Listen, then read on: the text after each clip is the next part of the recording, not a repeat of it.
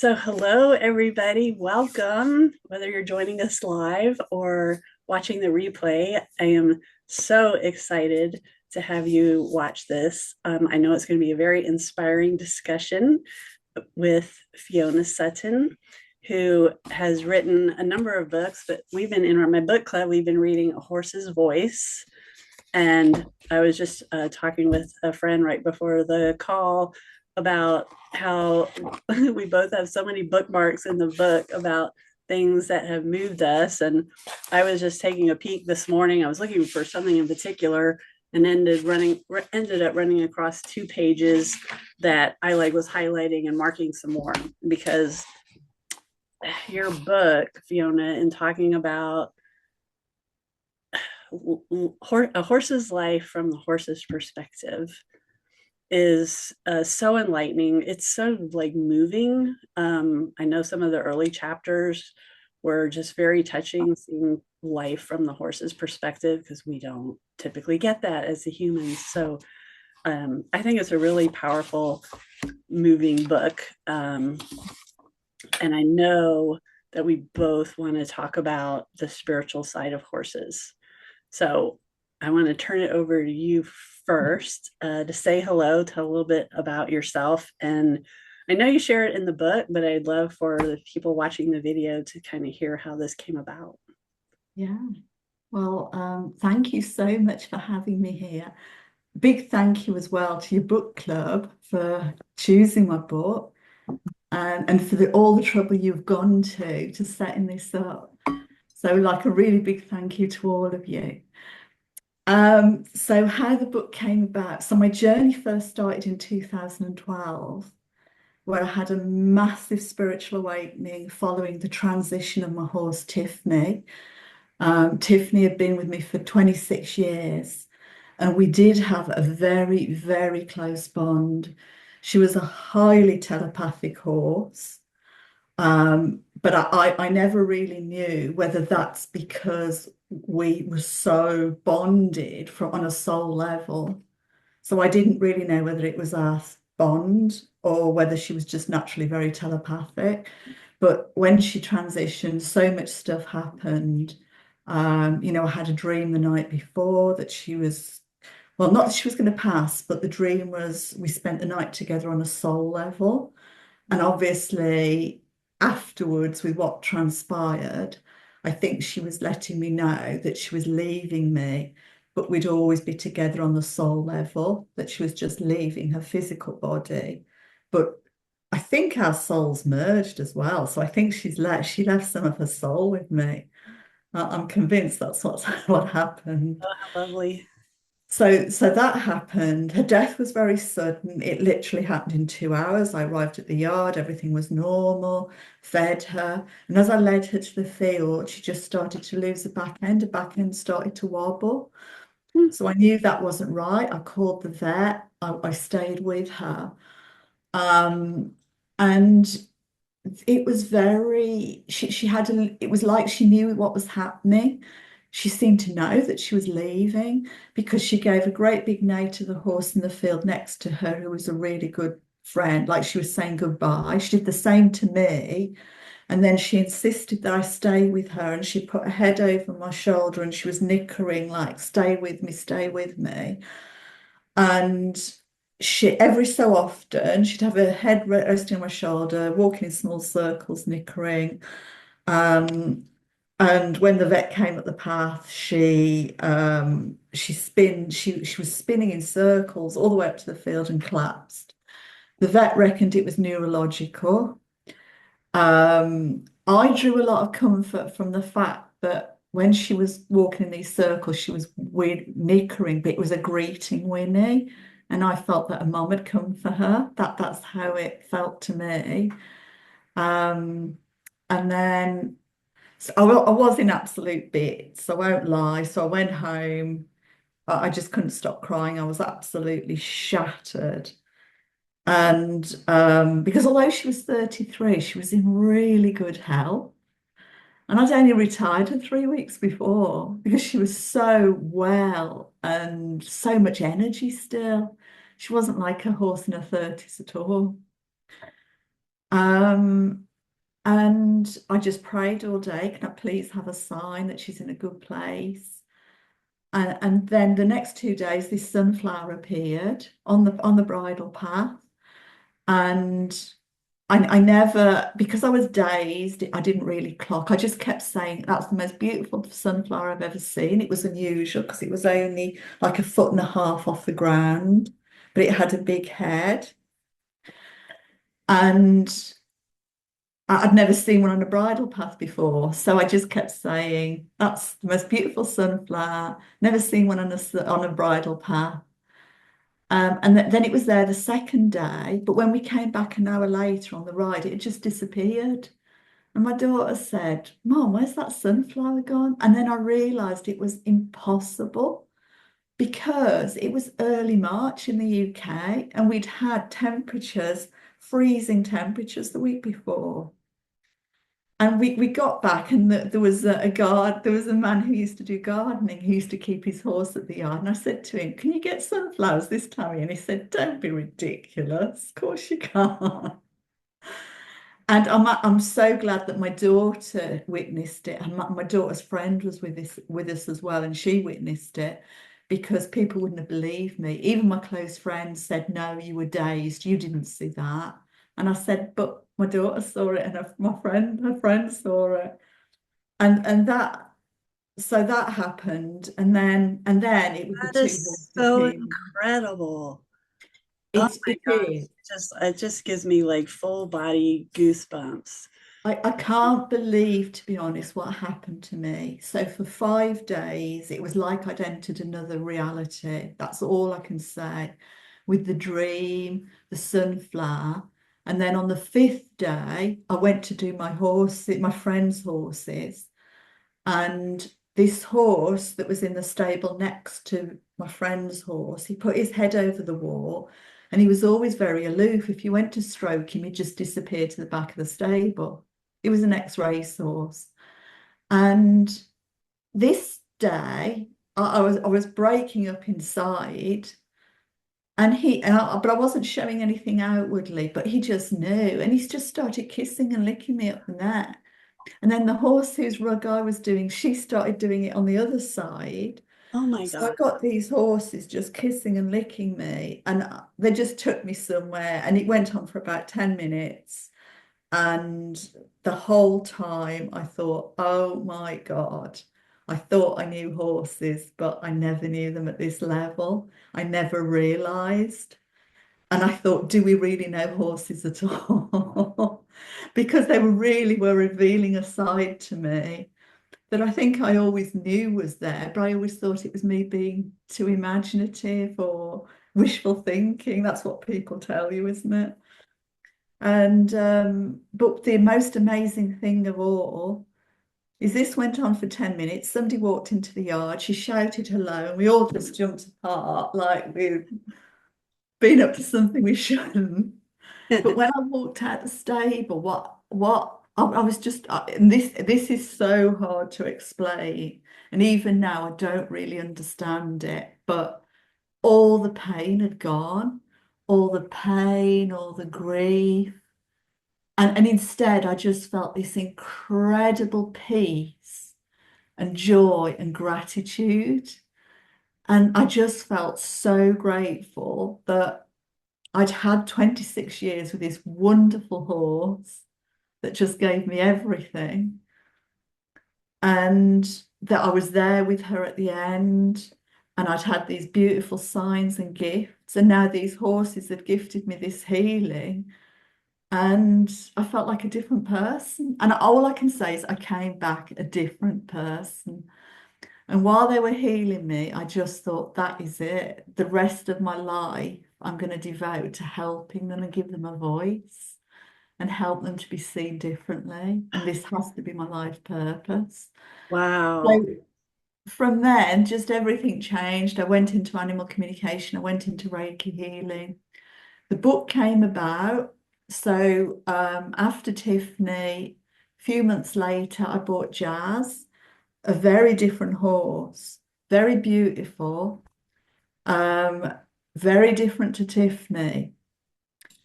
And But it's like she came into me. It's like Tiffany'd opened me up spiritually, and Jazz was going to be the one walking me down the path. And Jazz was this very highly sensitive thoroughbred. She'd been a polo pony when she was young, highly sensitive. And she really led me down this animal communication Reiki path. And to help her with her issues, I started learning all about energy healing and how I could support her. And the one day, and she started to become, I'd had her about 2 years, and we weren't really getting anywhere because I was using all traditional methods, and I just felt we were going backwards. And she'd started to get really grumpy about being ridden, didn't want to be ridden. She'd get grumpy about the saddle and the bridle coming out. She was stopping in the menage, didn't want to move. And of course, you jump to there's something physical going on. That's what you think. Had her all checked over, they couldn't find anything. And then the one day I just heard her say, and I don't normally hear animals directly. I normally go into a trance at home, tune into their energy from a photograph, and the stream of consciousness just starts coming through. And that's normally how I connect. But very occasionally I do hear them directly. And I really heard her. And she said and I heard her say, "This is all wrong. I didn't come into your life to be a ridden horse. You're supposed to be using my mind, not my body. I came to lead you away from riding and training. We're both healers." And I'm like, well, okay, what we're supposed to be doing then? That's pretty mind blowing, isn't it? And it's so funny because I said I was looking through the book this morning, and the page that jumped out at me was that, and I was highlighting it. That this is all wrong. You're supposed to be using me for my mind, not my body. And I'm like, well, what we're supposed to be doing? And she kind of said, well, I'd quite like to be a therapy horse. And I'm like, but I'm not a psychotherapist, and I don't do that work. And the only places I don't want to sell you. I said, you're with me for life. I don't want to sell you. So to explore it further, and also to know that it wasn't just me making it all up, I thought I need a bigger picture. I'm too close to this. I need somebody else to come in and see what they pick up. So there's a lady I knew who wrote for a spiritual magazine, and she was looking at horses who've got behavior problems. So I sent her a picture. She wanted to read their aura. So I sent her a picture of Jazz, and I just said she doesn't like being ridden. And what she said completely verified really what I was picking up, because she said she's got a beautiful rainbow aura. She's very spiritual, and she doesn't want to be treated like other horses. She hasn't come here for that. She's come here for something else. So I'm like, okay. So we get that's along the same lines. And then I got my Reiki teacher out. I think I'd done Reiki 1 then. Yeah, I was attuned to Reiki 1. So my Reiki teacher came out, and I said, would you speak to her and see what you pick up? We went into a stable. She went into a really deep trance. And that's when Helen, my Reiki teacher, said she wants to channel a book through you. And You're like, I'm like, do horses do that? I've never come across a horse that's done that before. It was literally my brain's exploding. But I think so much had happened to me by then, and I'd been opened up so much and I had written I was writing my first book by then as well, Seeker of the Light, and that was all about this spiritual journey and all the things that were happening, and I was putting them in the context of spiritual understanding. So I was well into the way with that book, and I'm like, well, so much has happened. Let's just go with it and see what happens. And I was doing I thought it was so interesting that you say in the book that Jazz was getting grumpy because she wasn't fulfilling her life purpose. She wasn't Yeah, on her path. yeah, And I think for most horse people, that's a foreign concept that a yeah, horse would have their own life path, that they would have their own purpose, right? There's mm, still so many people that think the horse is primarily here to just do what we want, but to yeah, realize that they're spiritual, that they have their own soul and they have their own purpose and wishes and desires and dreams. yeah, And then the beauty with animal communication is I've had the pleasure of talking with clients and horses where they've collaborated, often with my help, but on what they can do together that they both love and enjoy. yeah, And it's like, then, well, I mean, what a dream partnership. And a lot of them do want to help their person with their work. Like you were saying, like being a therapy horse. It's interesting how many want to help with that. yeah. And this was all novel to me as well. If anybody would have said to me, horses have got a sole purpose and they've got their own dreams and ambitions, I would never have believed it. I would never have believed that a horse would want to channel a bull. So I it's think I think that's still most people, honestly, which is why, your book is just very progressive. I think there's more of us out yeah, there that are starting to see this. yeah, I think we've had very loving, patient teachers. I know yeah, my horse Destin, who passed in November, was incredibly patient with me, and because I know I was a slow student. Because it's hard to so, move away from the traditional ways, but they yeah, really do try to help us.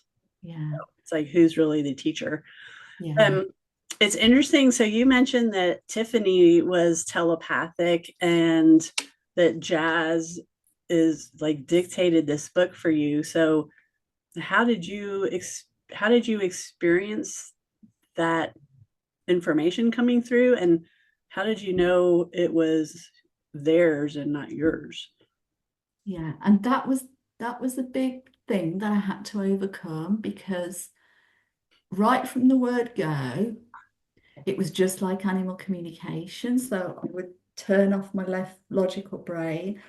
I refused to think about the book at all and what it might be about. So that first day, I sat with her in the stable and I said to her, right, what we're writing about. And I just heard a voice in my head and I was following it. And I put my pen on the paper and I literally didn't stop writing for 30 minutes. There was no pause. And I think when you're doing this and you communicate, it comes through so quick. And my brain doesn't work like that. I always say my brain's very slow and pondery.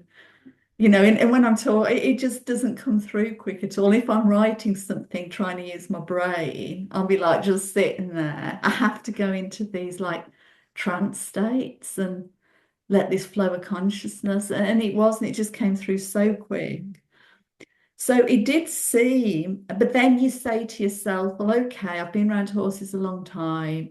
Is this just all information in my subconscious that I'm pulling out?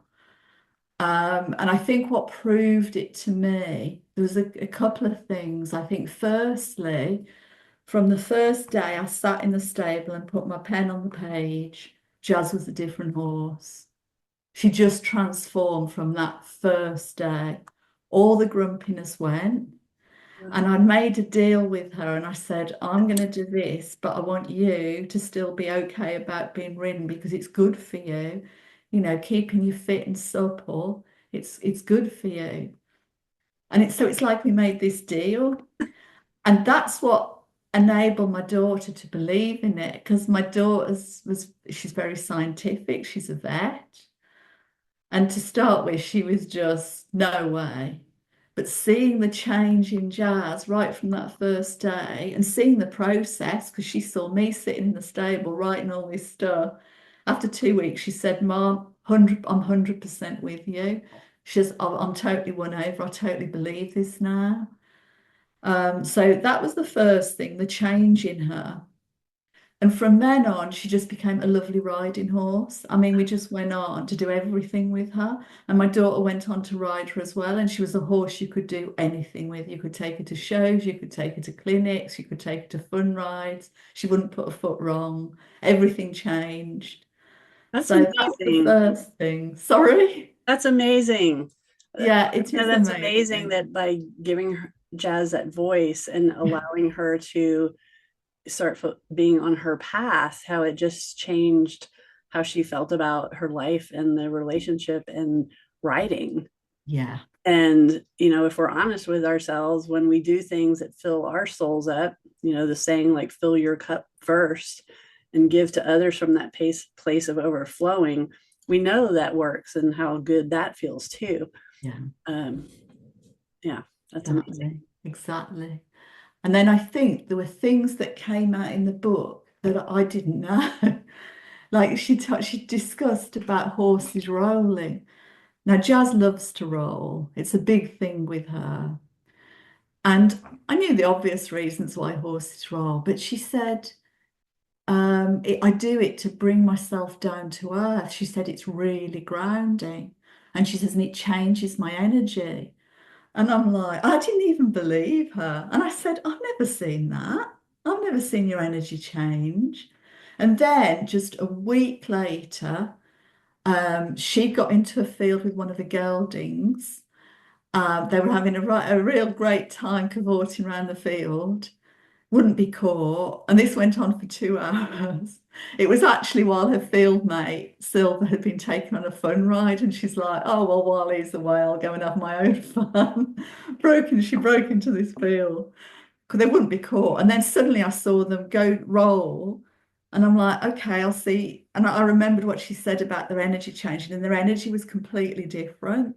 It was like suddenly they had come down to earth. They were so calm and chilled, and they just walked over and just put their head straight in their head collar. But even more so, and I didn't write about this in the book because this happened after I'd written it, but she had an illness and had to go to hospital. And when she came out after 10 days, so she had a viral infection.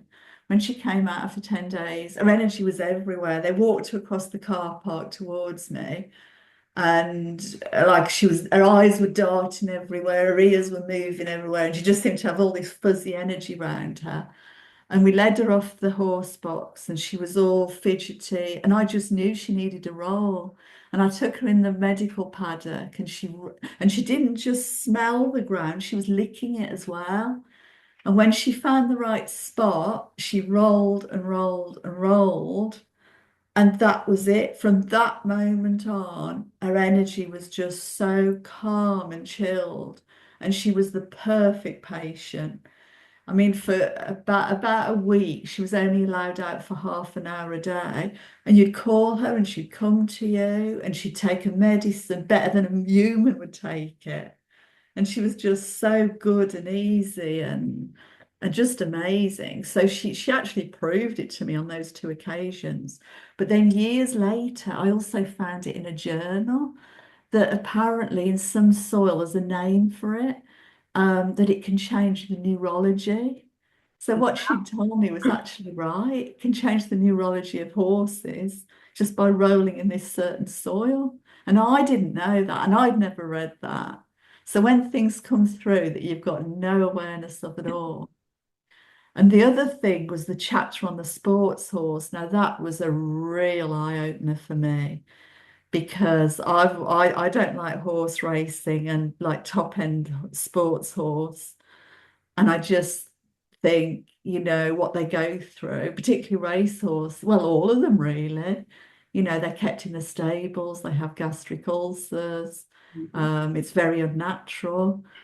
But she gave me a completely different perspective. And she was like, look at the bigger picture. And that chapter really was an eye-opener because it was a perspective I'd never ever considered. Ah, Because she was saying that it was kind of like, as an evolving species, we're still quite in our infancy, and that horses are doing all this stuff for us, so that one day we wake up and we go, oh my God, look what the horse is prepared to do for us. Look what it's done for us. And I've got to that point now where I'm just in awe of everything they've done for us in history. And she said the racetrack is a place where they touch everybody's heart and soul on this subconscious level. And it's affecting, we're all noticing it, even if we're not conscious of it. And then at some point, we're going to say, oh my God, look what the horse has done. It really is showcasing their beauty, their grace, their courage, and it's touching us. And yes, it needs to be made a lot fairer and a lot different, but it's kind of sowing the seeds. It's sowing these seeds. Um, and and that chapter was just an eye-opener for me because I'd never ever looked at it that way. And since then it's made me look at things very differently. I thought nothing's black and white. You know, look at the bigger picture. What's going on? Step back from it. There's always something else going on under the surface.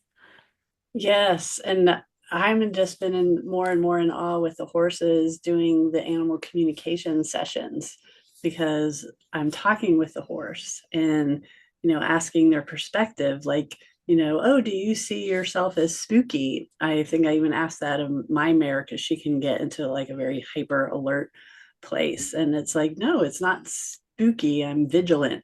So they so often share a perspective about their situation that the humans haven't even thought of. It's like, oh my gosh, I never even thought of looking at it that way. And sometimes it's like, well, then that makes perfect sense why they're behaving the way they are, or their insights into their own training. Like, I love that they'll be aware of maybe a body part that needs some help, and it's like, well, do you have suggestions? And they are offering help in their own training.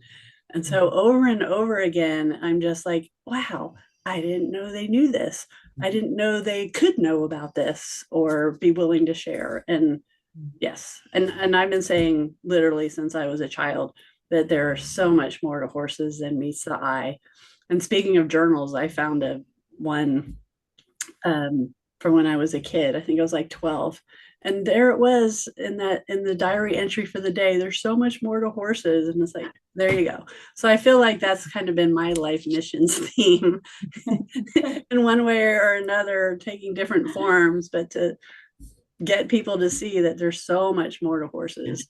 And like you said, how much they have helped us throughout history, right? From, forming our nations and plowing our fields and harvesting. And my gosh, I mean, now they're doing the therapy work, Yeah, right? It's like, wow, the emotional and the therapy work.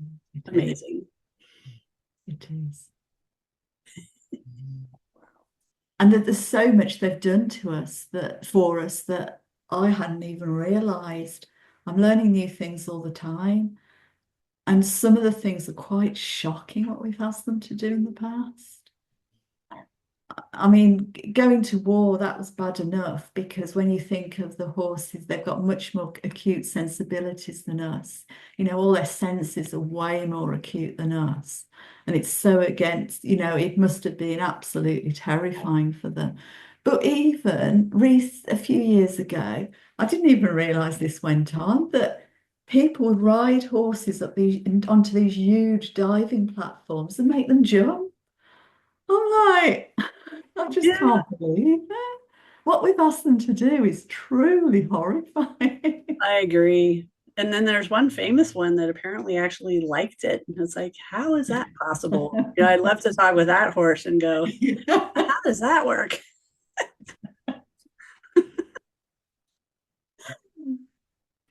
Well, but based on what you shared about the sport horse and racehorse perspective, maybe they like that it really touched people.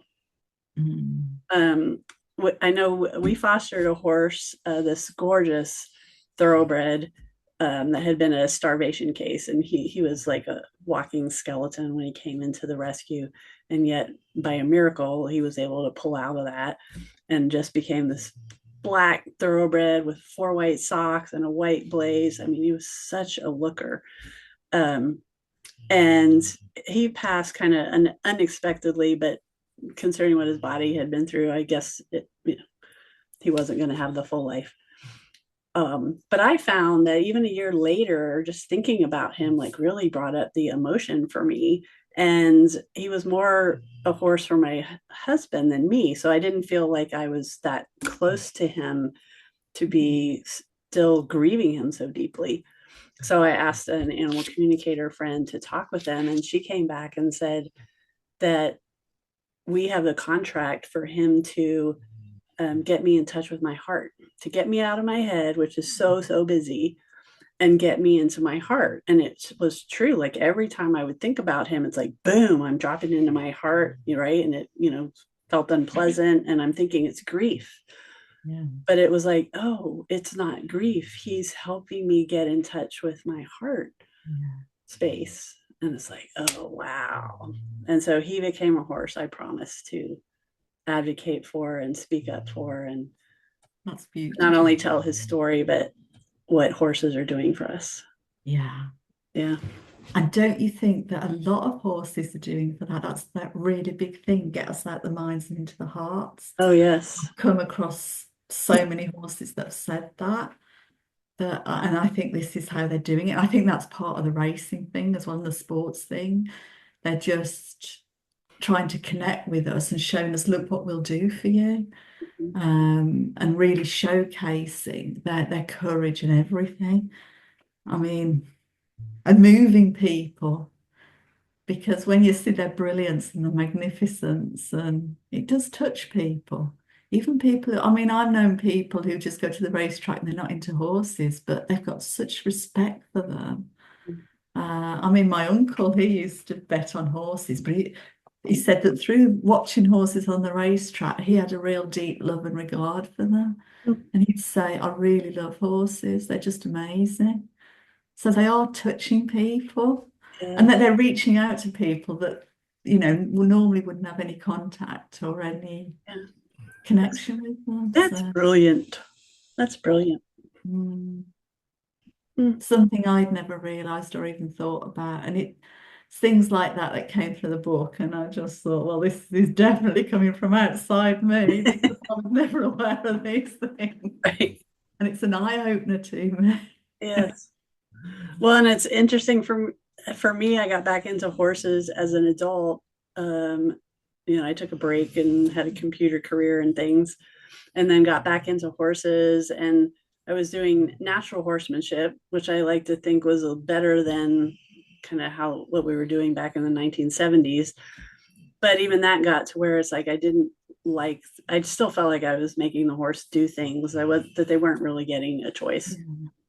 And so moving away from that and moving more to like liberty, where the horse like really has a choice, and then now like walking out there and wanting to see the horse as an equal, as a Yeah. spirit, as a soul, as a teacher. It's like, hey, what can I learn from you today?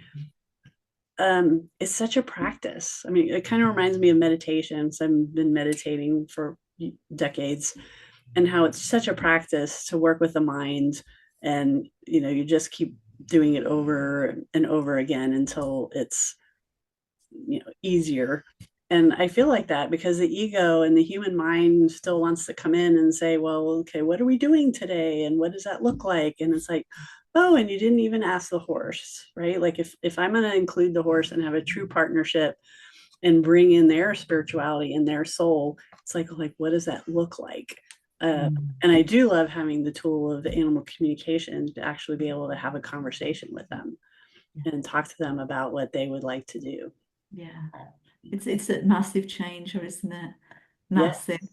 Um, and working that out, you can make such a difference to the horse.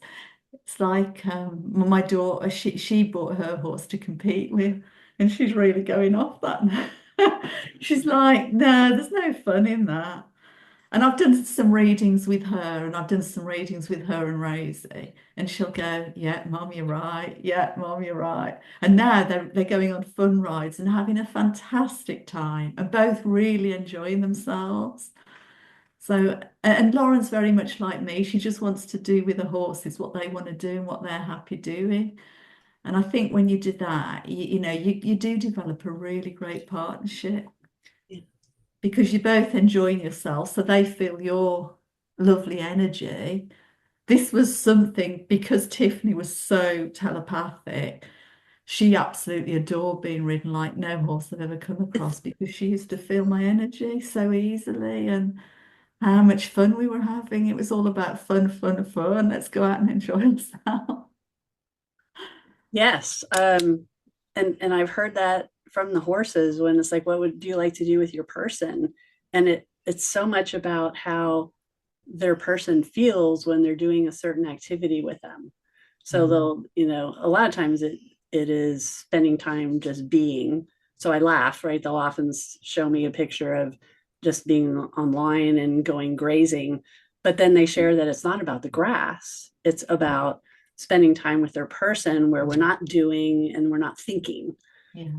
right? And then they share what that feels like, or a casual trail ride like you're talking about, like with your daughter, and how that just feels good, and their person's like also really happy, and their person Yeah. is present, and then that makes them happy. Yeah. Are you ready to either take a question or have a share from our guests, our other Yes, guests? of course I Okay. am. Yeah. Hello. Hello, Carolyn. Well, yeah, I love your book, and it does change how you think about horses, definitely reading the book. And I think anyone who's got this far and read your book is probably a kind, horse-loving person. But the book leads you to the next level, I Yeah, believe, in thank you. terms of, I mean, I I was telling Lauren how I had been leasing a horse. I leased him for about 3 years. And recently we parted ways because he's become unsound to the point where he's not safe to ride. Mm. And I think in the transition from him to the next horse that I'm leasing at the same stable, I think I am much more aware of what I'm doing.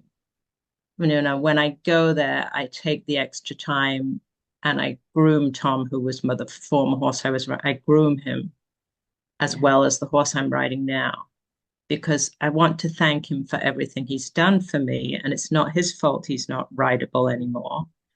And I know he probably feels bad about that. So, and also with the new horse, I'm trying to say, okay, this horse doesn't know me. Let's go really slowly. mhm, Let's just go out for a quiet hack. And if we go in the ring, we'll just go in there quietly. Of course, this horse is not that fit at this point, anyhow. But I'm more aware of that it's not like a machine that you can go out and just get on and ride. You're learning me. You're learning who I am. And I want you to learn that you can feel comfortable with me. And we're going to make this a nice transition. So I credit all that to I hopefully I'm an empathetic person anyhow, but I think getting to the next level of empathy and thinking it through from the horse's viewpoint. that's perfect. Absolutely perfect. That is perfect. And It is, I know yeah. you mentioned it in the book too, but I try to tell people, like, if they moved a horse or they just bought a horse, to give them some time to settle in, because it's such a huge adjustment, right? They've changed their place, they've changed their herd, the rules have changed, and everything else. And it's like, pretend like you're dating. You just met, you had a first date, you brought the horse home or something like that. And if that was a person, you wouldn't expect to like deep dive with them right away. Mm. You would be going on dates and getting to know each other. And hey, what do you like? And what do you like? And what works together?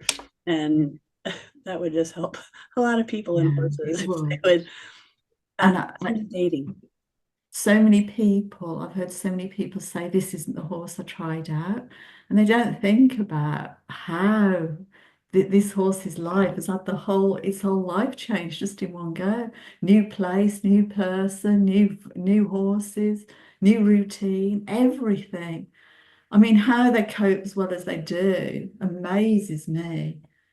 When we had Rosie, my daughter's horse, she completely lost confidence to start with. And again, that tuning in, communicating with her, what's going on, what's the problem.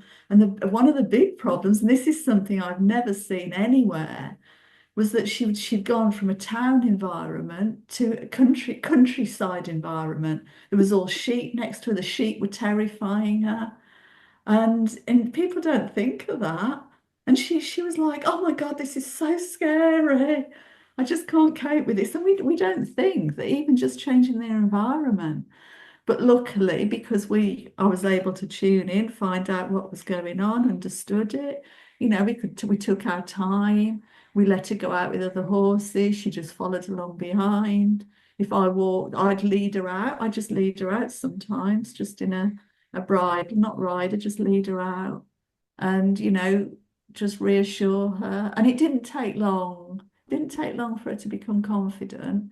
But so many people would have just said, oh, this isn't the same horse, and sent them back. And in fact, when we bought her, the woman did say, she's not right, send her back. There was no way we were going to do that because I understood all about horses settling down. And she's become an absolute cracking horse.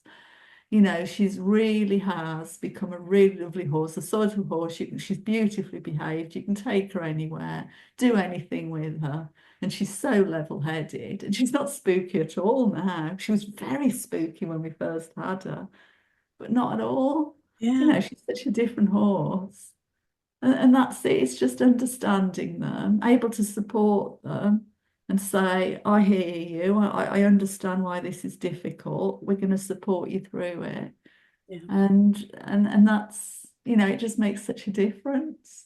Oh, it does. And I wish for many more horses to have that in their humans, that they're willing to listen and talk with them and be understanding. So it's coming up on 3 years where we moved from Texas, where we'd been for 20 years actually, back to California, and brought the horses here. And it was really interesting to see the horses adjustment because, yeah, different environment, different herd of horses, a big move. So just that in of itself, that stress took some toll on them. But I would say they actually recovered faster than I did. Like when I looked at myself, like when I got back to being me was 9 months to a year, right? It was a new place to live, new community, a new job. Like we're totally working at a new job, new environment and everything. And, as humans, we can so often just stuff it or set it aside because we have to do things and we have to keep going. But in reality, it's like we don't adjust as quickly as we think we do either, if you're really listening even to ourselves. I think a big thing for horses is just leaving behind their friends. I remember when a communicator a lot of us, I communicate also with animals, and one of my colleagues was communicating with a horse, and the horse said to her, herd is for life. And that's a sentence that I just can never forget because it was just so profound. I mean, that's probably when they were in the wild, herd was for life. So being separated from all those companions must be traumatic for them. Absolutely. So And I think not only, sorry, Lauren, you were saying. Oh, well, what came up for me was a herd a herd is for life, but also a herd is life. Right. So it's for life because this is our family unit and they have those deep bonds, which we all know if you've lost a horse, seeing the other horses grieve. But instinctually, the herd is life. That is their survival. That is what makes them safe. We forget that. We forget that too, right? Whether it's separation anxiety. Why can't I take you away from the herd off by yourself? Why does that bother you? The herd is life. The thing I was going to say was we need to appreciate this a lot more, and we can support them through it. So we had a pony on loan for my daughter for 5.5 years, and him and Jazz got on really well. They shared a field together. They were stabled next to each other. They've got a really close friendship and bond. And then my daughter was going off to university, and it had always been agreed that he would go back to his owner when Lauren went to university. And we were prepared to keep him, but the owner's circumstances had changed. She'd lost her own horse. So she wanted him back because he was the only horse she trusted.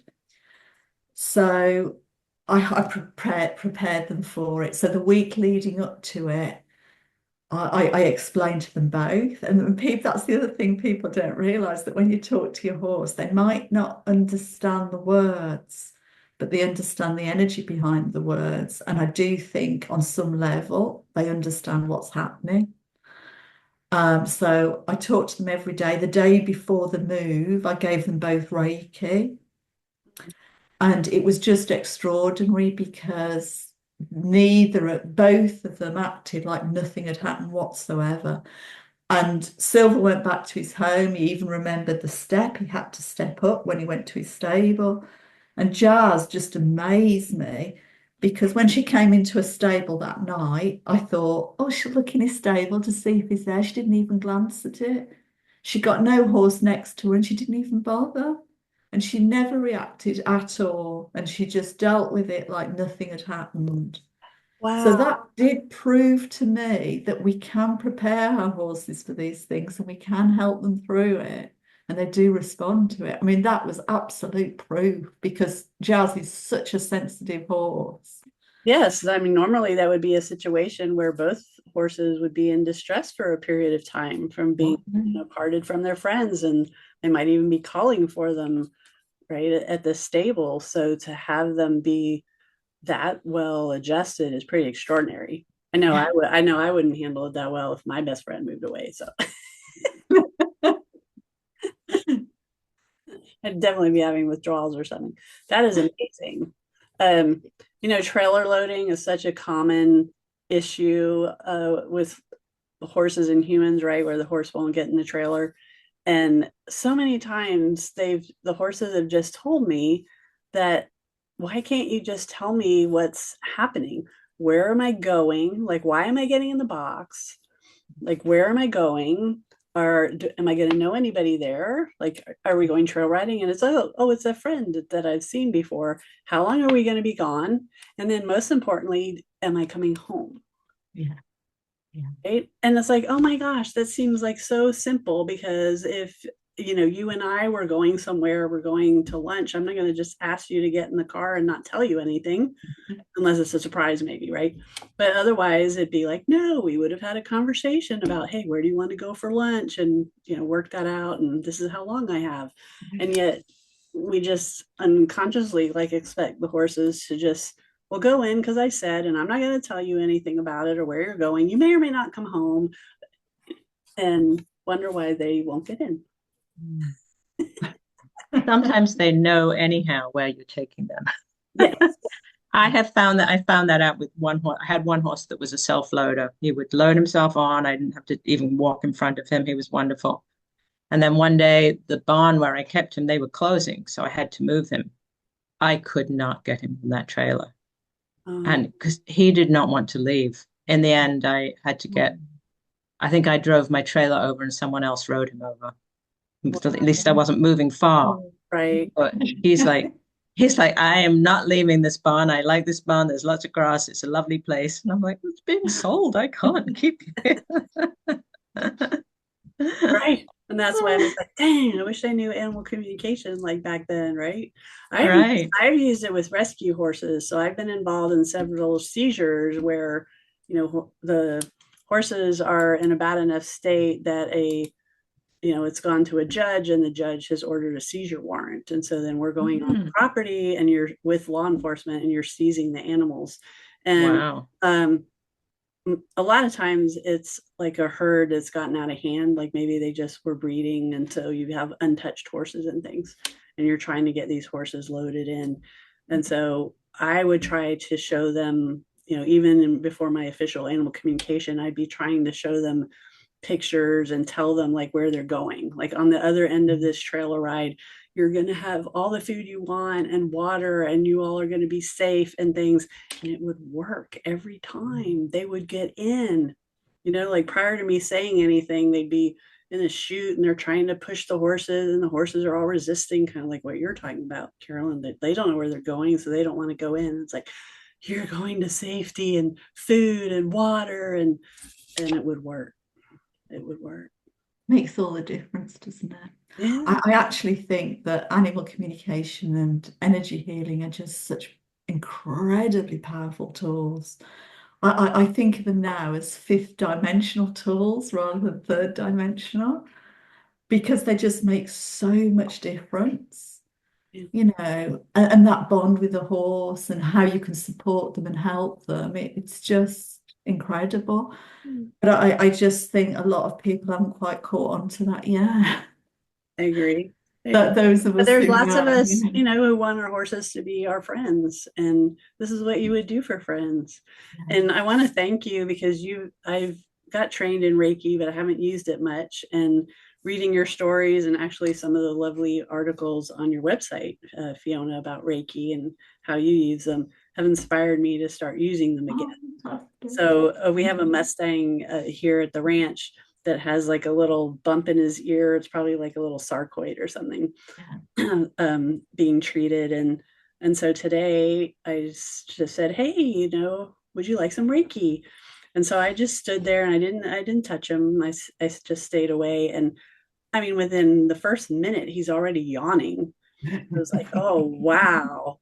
And Wow. yawning and yawning and yawning. And it's like, oh, okay. It's like if I needed any validation that something was happening, That's there, wonderful. there you go. So that went on for about like 5 minutes. And then he's like, okay, I'm good. Wow. That was a And quick one. That's Yeah. great. yeah. Thank you, Lauren. I'm so glad that those articles are inspiring you. Oh, very So much thank you so. for letting- Yeah. It's good for the mind to like read about stories where it's, been notably made a difference. Yeah. Yeah. I just want to try and get it out there how many different ways you can use Reiki. And I've seen so many different things with animals that it's, absolute proof that it was the Reiki and nothing else. And that's what I'm trying to feature in the articles. So I think they're going to run to about 20 articles, and that's like 20 different ways you can use it to help them. So quite, there's so much leeway, so much you can do with Reiki. I used it on a cat, and I believe I saved that cat. Oh, She had a narrow ureter back in ah, 2020, and they told me that she had 6 months to live if I didn't do a $9,000 operation. And if I did the operation, she might live, a year to 2 years, So I'm like, okay, so it doesn't really make that much difference if she's going to spend 6 months recovering. It's like not worth it. So I sat and it wasn't anything special. Every night when I watched TV, I sat down and did Reiki with her. And probably for 2 months, and we just sat there and did it. And then one day she didn't want it. And I thought, well, why didn't she want it? What's wrong? And then I talked to an animal communicator. I don't think I was communicating at this time. And the communicators, she told the communicator, thanks for saving me. And my cat ended up living another 4 years. Wow. And I spoke to the vet, and I said to him after she had died, I said, is it unusual for those urinary problems to go away in a cat? And he said, oh, yes, that's very unusual. Because he said, they just went away, didn't they? And I said, is that unusual? And he said, very unusual. And I told him what I'd done, and I give him credit because he said, you did a really good job. that's amazing. Yeah, I love that story. Yeah, so that was really cool. And then another time I was helping another of my cats who said, I think you may have remember Mozart. I don't remember Oh, yeah. Mozart. Mozart was interested in healing, and I didn't realize, I thought he wanted some healing. So I sat and gave him Reiki for hours and hours, for a long time, maybe half an hour. And I'd been like doing the clearing the driveway of snow all day, and I was all achy and creaky. And then I stood up after doing that. He had put the Reiki right back into me, and I felt amazing. I Love That, love that. he was two interested in ways. healing others, not healing himself, and I didn't understand that. Oh, that's lovely. Mozart brought you and me together, Carolyn. That's Yeah, that's Yeah. amazing. I love that. that's very Yeah. In my next book, I tell animal communication Reiki stories. Oh, wonderful. That's a great segue because I want to honor your time, Fiona. Thank you so much for being with us. Thank you. So, how can listeners find out more about you and your work and your services? And I know you have like 3 books out now. We're just only reading this one, but you have so Yes, the next book, I've got it here. Walking a Soulful Path, a healing journey with animals. nice. Ignore the copy, not for resale. Ignore that. Not for, I already bought that one. It's like showing up tomorrow. oh, fantastic. Thank you very much. Thank you. And that one's more about my work. So that's about animal communication and Reiki healing stories. But not wow. just about how it's transformed the animals, but the lessons they had for me, because it's always a two-way thing, isn't it? And the wisdom of the animals, I mean, that comes through a lot again in that book, and how much they've taught me. Because when we're giving Reiki to them, that so much is coming back to us as well. It really is Right. a two-way thing. Like your story, Caroline, the story you just told about the cat was giving you the Reiki back. Mm-hmm. I've learned so much from the animals through this work. I've just learned so much. They've got so much wisdom to share. And so that comes out a lot in the book. And the last section, so there's 4 different sections in it, and the last section is about how we can connect with our animals on the other side. And it's a lot easier than people think. And they're And I trying think so that, hard to get through to us too. So yeah, we have help from the exactly. other side. Yeah. Yeah. I felt that Tiffany was with us at the beginning of this conversation. Um, Yes. I I felt, feel, did you feel that? yes, I feel Because as I if could not, Tiffany. I get this little gurgling in my ear Oh, and me, when the right wh- ear. the I get left it in ear. my right. Oh, I get it in my right ear. I get in my left ear when they're agreeing with something. At the beginning, you were talking about her, and I just could not turn it off. It was like the whole time, and it was loud, and it was, and I'm like, oh my goodness, she is a presence. that's wonderful. She had a beautiful star on her head. Uh-huh. You won't have seen a picture of her, will you? But she had this beautiful star, absolutely shining. And I always say she was my shining light. Oh, Nice. Yeah, so very, very, she was such a beautiful soul, incredible, and such a giving, beautiful soul, and very gifted, very gifted. Nice. And Jazz is very different, but I love Jazz equally. Jazz is much sassier, very expressive, very strong opinions. okay. But she's also very sensitive as well. And it's like when you see her and you connect, she'll give everything to you. You just have to work it a bit more with Jazz. So I mean, but you know, because you've read the book, but she's really taught me to get out of my ego. And she said that in the book that we're so obsessed with fixing our horses and changing our horses, but we don't look at ourselves. And this is what we should be working on ourselves. Yeah. That's the answer.